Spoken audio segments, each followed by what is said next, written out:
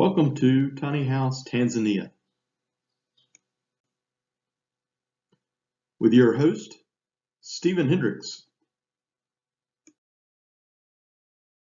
Jumbo, and welcome back to Tiny House, Tanzania. This week in our third installment, we're going to be talking about solar power and wiring up a home where normally they don't have electricity. So, to start off with, we're going to be talking about the solar panel itself. Alright, this is our solar panel. It's a 100 watt solar panel we're installing on the top of our tiny house.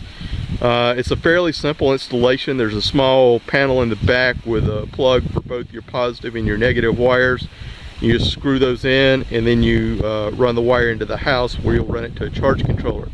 We've used a metal frame to add some additional weight because there are some pretty heavy winds around here. So we want to make sure it's stable and won't fly off. All right, installing a solar panel. The general rule of thumb is that you want to take your latitude and add 10 degrees.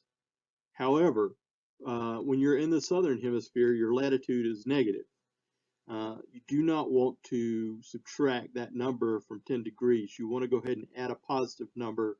So just change the negative degrees of latitude to positive and add it to the 10 degrees.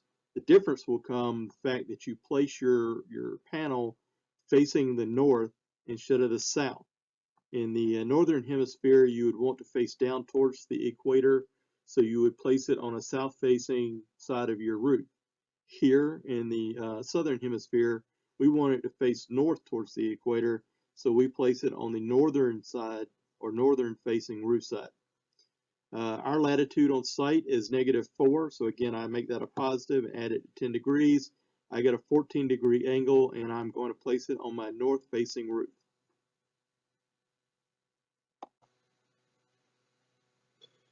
Alright, I've purchased a 100 solar watt panel, but I want to show you how I came about the decision to purchase that size panel. There are a lot of varieties here. They range in size from about 10 watts to 200 watts. Now, to make this decision, you have an equation you want to use. And that equation first requires that we figure out how many watt hours are used per day in the structure. In this case, my tiny house, Tanzania. So I've got 2-watt light bulbs. What I want to do is I want to figure out how many hours I think I'm going to use those per day and how many of those light bulbs I'm going to have on at the same time. So I'm going to overestimate this particular item and say 2-watt light bulbs times 6 hours a day, and I'm going to have 3 of them on at one time for those 6 hours. And then I'm going to add in my inverter. My inverter does not use electricity until I hit the switch, but regardless if anything is plugged in or not, once I hit that switch, it draws 6 watts just for the inverter itself. And so I'm going to say I'm going to have it on for 8 hours a day. And then eventually I want to buy a TV. That 30-watt TV is going to be on, let's say, for one movie a night, 3 hours. My laptop has a 24-watt charging system, and that takes about 4 hours per day to charge the laptop up. So I do all those, and I come up with 270 watt hours. Now, the next thing I want to do is I want to figure out what my efficiency of the panel is. I do that by looking at the panel on the back where all the data is located for the panel, and it is on there. And it said it was a 0.85. That's pretty good. So I want to multiply that times the 270, and I come up with 229.5. Next thing I want to do is figure out how many hours per day am I going to get good sunlight.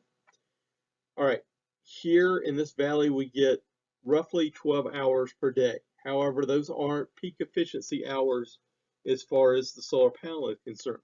In the morning, the panel hasn't warmed up yet, so it's not operating at its peak efficiency. In the afternoon, as the sun sets over the ridge of the mountains, because we live in a valley, I'm not getting full brightness in those hours either. So I'm going to say I'm going to lose at least 2 hours a day of sunlight that are not peak efficiency. So I'm only going to use 10. And so when I divide my 229.5 by 10, I come up with 22.95.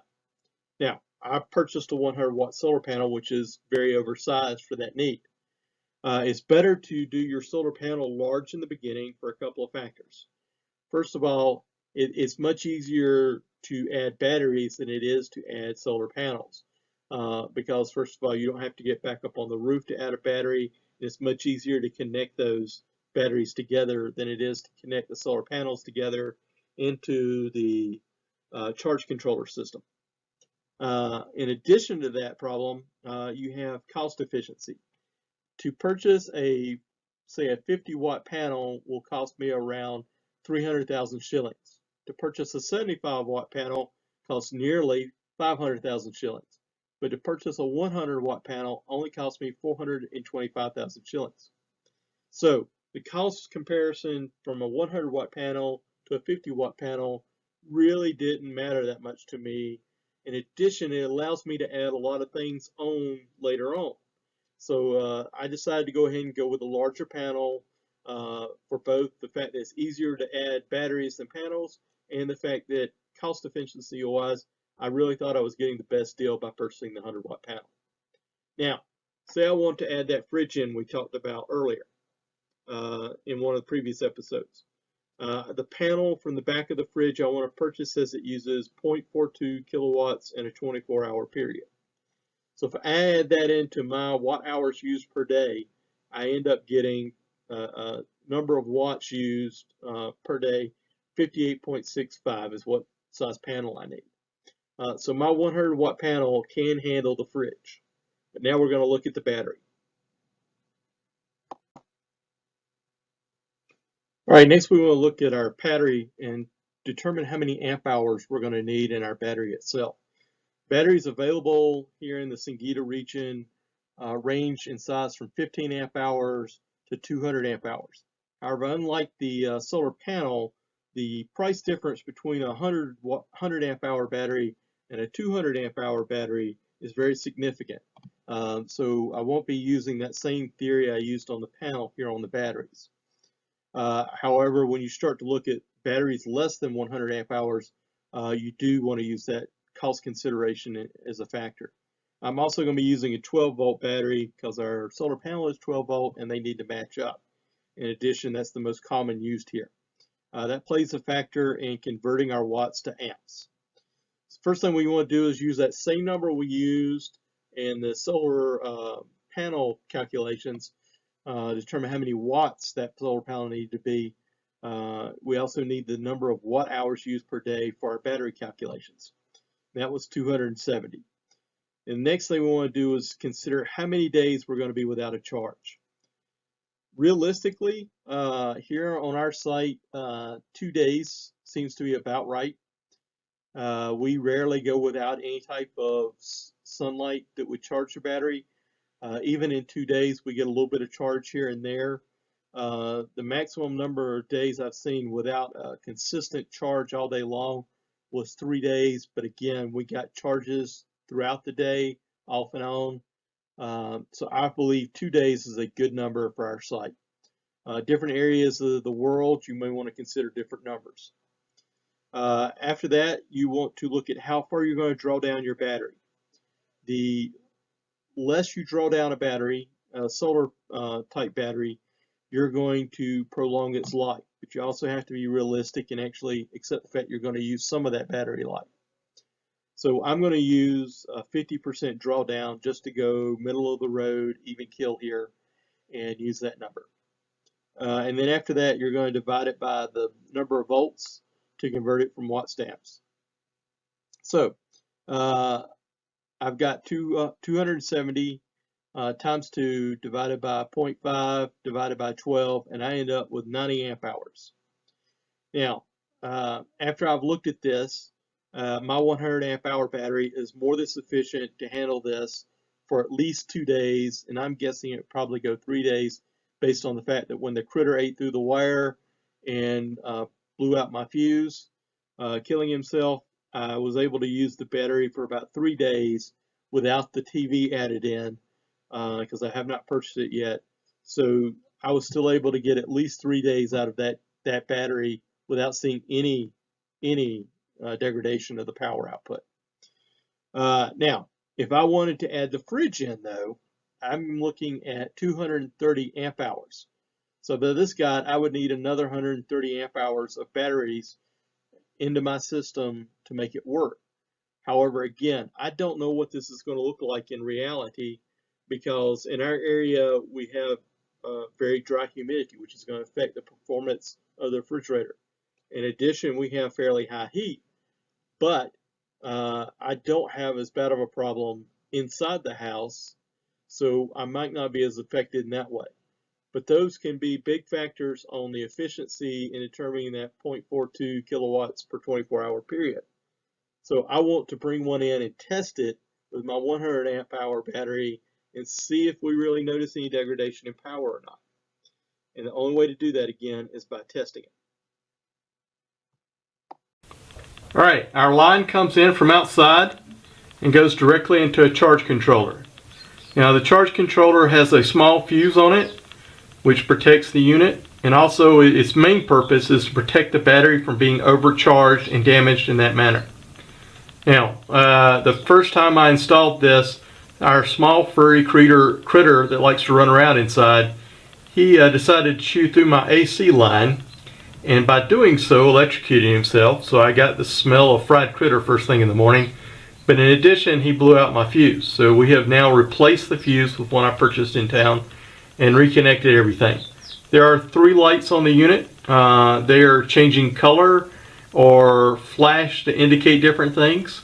I prefer it when they flash because I'm 100% colorblind and cannot tell the difference between the red, green, and yellow lights just from their intensity. The first upper left is for the solar panel itself. It can indicate a charge, or full charge, or a float charge. And then it goes off when there is no charge at all. And the float charge is a flashing symbol. The one directly below it is for the battery. It unfortunately only changes color. And it indicates a low battery with a red. Yellow means it's somewhere in the middle, and green means it's supposed to be fully charged.